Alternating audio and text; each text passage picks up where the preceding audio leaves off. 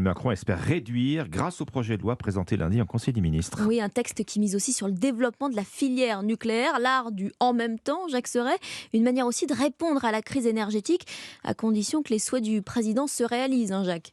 Oui, car nul ne peut l'ignorer, Emmanuel Macron le premier, la donne a changé à l'Assemblée. Et qui plus est sur un dossier aussi sensible que l'énergie, aussi clivant que les éoliennes ou le nucléaire, le locataire de l'Élysée le sait, et il n'a aucune certitude que ses paroles se transformeront en actes. L'alliance de gauche anti-nucléaire fera tout pour faire barrage aux mesures visant à faciliter l'implantation de nouvelles centrales, quand de l'autre côté de l'hémicycle, les députés des Républicains ou du Rassemblement national ne seront pas plus favorables aux éoliennes. Avec une majorité toute relative, la ligne de crête de l'exécutif s'apparente donc sur ces questions à un atome, exactement comme pour la réforme des retraites. Allongement de la durée de cotisation ou accélération des énergies renouvelables, c'est en fait le même combat pour le chef de l'État qui, depuis la rentrée, s'emploie à se démultiplier sur tous les sujets en affichant toujours le même visage volontariste.